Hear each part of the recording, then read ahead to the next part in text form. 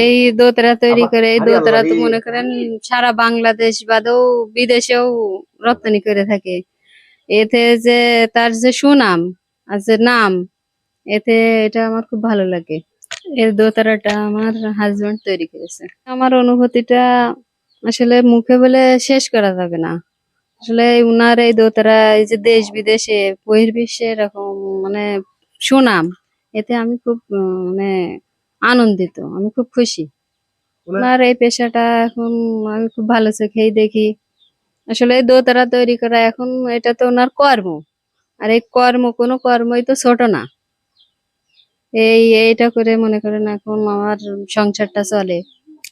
আসলে এই পেশাটা হচ্ছে আমি ছোটবেলা থেকে সঙ্গীত জগতের সাথে জড়িত। যখন 3, 4, 5-এ পড়তাম, তখন থেকেই এই সঙ্গীতটাকে আমি ভালোবাসি।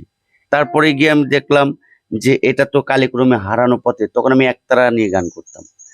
তারপরে আমি দেখলাম কি যে তাহলে আমি দেখি এই দোতারা তৈরি করা যায় কিনা, কিছু একটা আমাকে তৈরি করতে হবে, তাহলে শুধু গান গাইলে তো গান ওই পর্যন্ত শেষ হয়ে যাবে।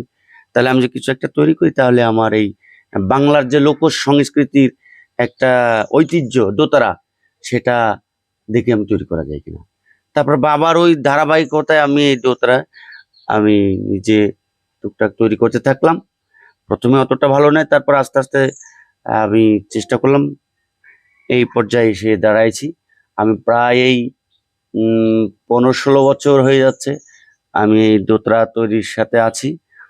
আর এই জগৎটা ধরে রাখছি, এবং আমার মেয়ে মনে একটা নিশি, ওকেও আমি বলেছি যে বাবা কালেক্রমে এগুলো হারাই যাচ্ছে, তোমাকে লোকজ যে সংস্কৃতি এর সাথে জড়িত থাকতে হবে।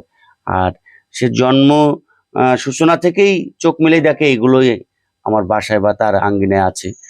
আমি সেই বাংলার লোকজ ঐতিহ্য যে হারাই যাচ্ছে, সেই ধারাবাহিকতা বজায় রাখার জন্য আমি এই জগতে আসা এবং এই দোতারাকে ধরে রেখেছি। এবং আমার এই দোতারা আমি বাংলাদেশ শুধু নয়, বাংলাদেশের বিভিন্ন উপজেলা জেলাতে যাই, এবং বহির্বিশ্ব আমার হাতে দোতারা আমি ডেলিভারি দিয়ে থাকি। উদ্দেশ্যিতে কিছুদিন থাকার পরে তারপরে আমি দেখলাম কি যে এই জিনিসটা আসলে প্রায় বিলুপ্তির পথে।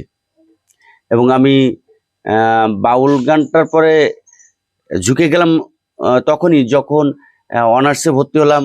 হওয়ার পরে আমি সিটি কলেজ থেকে লেখাপড়া করছি। ওখানে আজমল হায়দার নামকে ইংলিশ টিচার ছিলেন।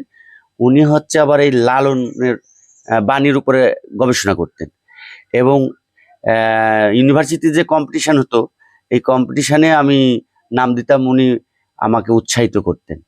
এবং এর যে ভাবাবাণীর যে ভাবার্থক, এটা আমাকে জানা এলে আমার ওই আরো আমি ওর পরে মানে অ্যাডিক্টেড হয়ে গেলাম।